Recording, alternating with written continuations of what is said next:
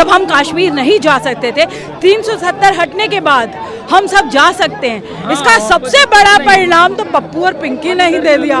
वो खुद जा करके वहाँ हॉलिडे मना के आए, पिक्चर्स क्लिक की, तो उनको तब तो कम से कम मोदी की तारीफ करनी चाहिए कि बहुत अच्छा काम किया, 370 हटा के। सोशल मीडिया पे हर एक वॉरियर बैठा है जो अपनी प्रतिक्रिया दे रहा है, लेकिन ये सब कब हुआ? मोदी के आने के बाद। मोदी ने इतना बल दे दिया लोगों को कि लोगों ने अपनी प्रतिक्रियाएं देनी शुरू कर दी। देखिए, भारत को जोड़ तो वो नहीं सके राहुल गांधी जी, अलबत्ता कांग्रेस तोड़ डाली उन्होंने पूरी की पूरी, तो उनसे कुछ ना जोड़ेगा, वो गैरेज में ही ठीक है।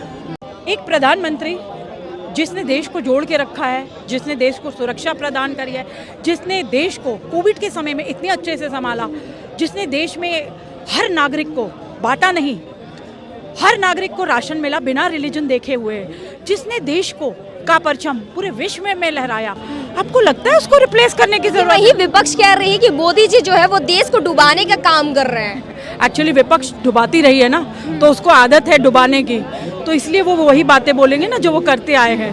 उनको दिखेगा नहीं, उनका चश्मा बदलने की जरूरत है। अच्छा मैम, आपको विकास दिख रहा है? क्योंकि विपक्ष बार बार कह रही कि विकास कहीं हो नहीं रहा है, सिर्फ पेपर वर्क में दिखाया जा रहा है। अगर आप जमीनी स्तर पे जाते हैं तो विकास नाम की कोई चीज दिख नहीं रही है। अब जो देखना ही नहीं चाहे विकास, तो कैसे देखेगा? विकास क्यों नहीं हो रहा?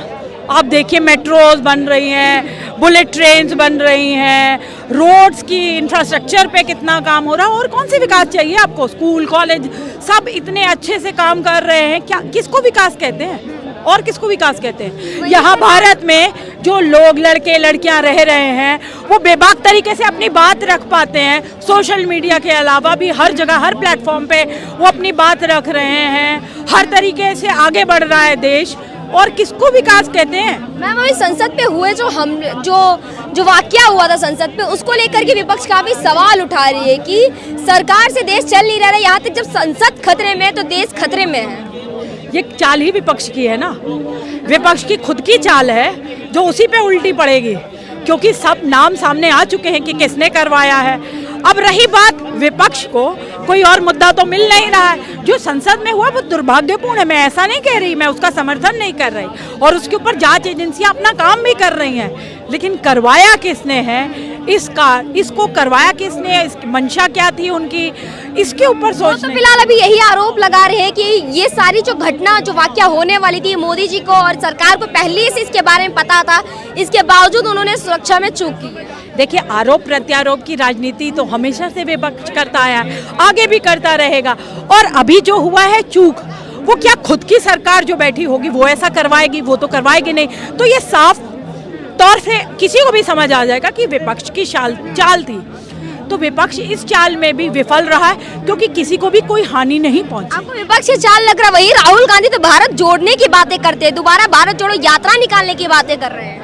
देखिए, भारत को जोड़ तो वो नहीं सके राहुल गांधी जी, अलबत्ता कांग्रेस तोड़ डाली उन्होंने पूरी की पूरी, तो उनसे कुछ ना जोड़ेगा, वो गैरेज में ही ठीक है। लेकिन वो तो कहते हैं कि कांग्रेस और जो भारत को मैंने इस कदर जोड़ा है कि आज पूरी भारत की जो जनता है वो आज हमारे साथ खड़ी है। वही मोदी जी को 2024 में अपना बोरिया बिस्तर बांध करके गुजरात वापस जाना। आप उनको सीरियसली लेती हैं क्या? इस देश का कोई भी नागरिक जो है ना, उनको सीरियसली नहीं लेता। आप प्लीज उनको, राहुल गांधी को सीरियसली मत लिया करिए। आपको उनमें क्या प्रधानमंत्री बनने की क्वालिटीज ना दिखती? नहीं, उनमें तो कुछ भी नहीं है। रही बात, आप पूछ रहे थे कि मोदी जी को 24 में छोड़ो, 48 में भी नहीं हटा सकते। और दूसरी बात, most favourite prime minister in the world, विश्व भर में, विश्व के पटल में पहली लोकप्रिय प्रधानमंत्री है वो।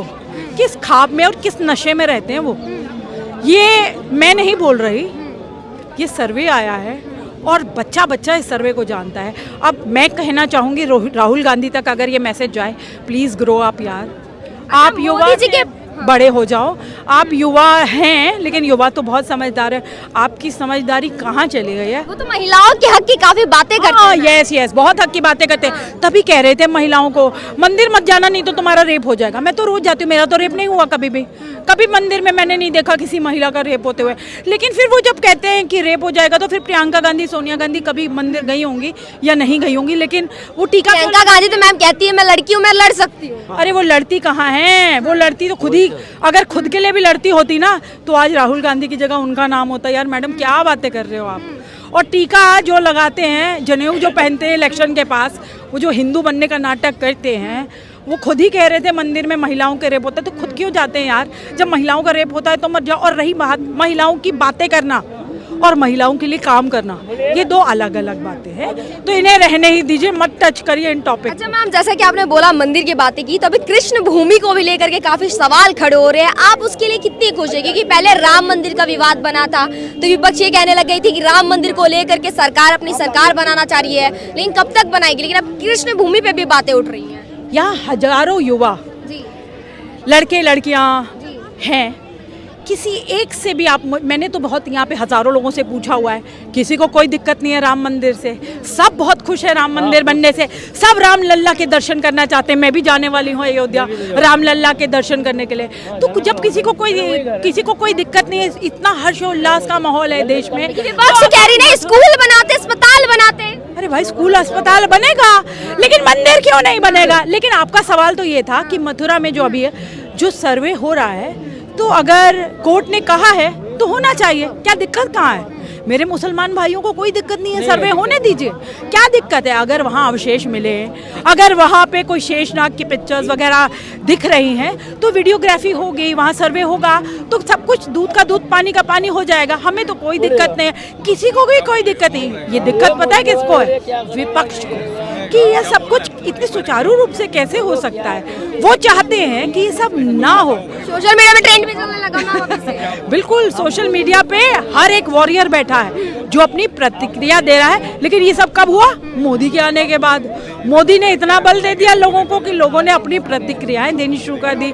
मोदी ने इतना बल दे दिया। विपक्ष कहते हैं मैम कि जब से मोदी सरकार आई है तब से जितने भी आतंकवादी गतिविधियां हो या फिर जो गुंडे हैं, उनको हिम्मत अलग से मिलती है और उसके बाद ये गतिविधियां होना शुरू हो गई है।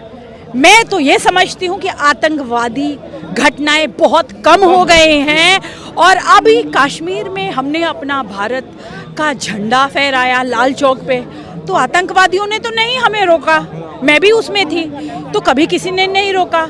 ये क्या नौटंकी है? झूठ फरेब फैलाते रहते हैं। ये हमेशा देश को बातें जोड़ने की करते हैं, लेकिन तोड़ते रहते हैं। ऐसा महिलाओं की इस बार क्या मुद्दे रहेंगे? आप महिलाओं के लिए क्या मुद्दे रखने वाली सब मोदी जी के सामने? अब मुझे लगता है कि महिलाओं के मुद्दे के नहीं, युवाओं के मुद्दे आगे आने चाहिए। युवा को क्या चाहिए? महिला बहुत सशक्त थी और अभी भी सशक्त है, महिला को कोई परेशानी नहीं है। युवाओं, राहुल गांधी सवाल उठाते हैं कि महिलाएं मोदी जी की सरकार के अंडर में सुरक्षित नहीं है। एक्चुअली वही तो दिक्कत है ना, मोदी जी ने इतना कुछ दे दिया है महिलाओं को, 3 तलाक खत्म कर दिया, इतना कुछ मोदी ने दे दिया कि अब उसको समझ नहीं आ रहा है कि मैं अब महिलाओं को कैसे बांटूं। महिलाओं को भी बांटने पे लगे। उन्होंने हमेशा से देश को बांटा है, हिंदू मुसलमान में बांटा है, जेंडर को डिवाइड किया है, महिलाओं को बांटा है। उन्होंने कभी भी एक भी काम सही तो किया ही नहीं ना, तो बस वो बांट रहे, पप्पू बांट रहे। पप्पू और पिंकी कश्मीर में अभी गए थे तफरी करने के लिए।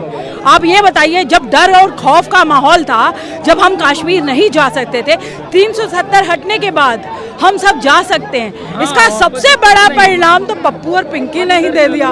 वो खुद जा कर के वहाँ हॉलिडे मना के आए, पिक्चर्स क्लिक की, तो उनको तब तो कम से कम मोदी की तारीफ करनी चाहिए कि बहुत अच्छा काम किया, 370 हटा के। लेकिन वो 370 का भी विरोध कर रहे हैं, तो उनके आंखों पे पट्टी बनी। पर्यटन नहीं चाहिए मैडम, मोहब्बत चाहिए। क्या तो रहे हैं? मोहब्बत तो हो ही रही है, मोहब्बत हो रही है, तभी तो पर्यटन भी जाएगा। मोहब्बत कश्मीर से है। कश्मीर को भारत का अभिन्न अंग है, भारत के साथ जोड़ना है, इससे मोहब्बत बढ़ेगी।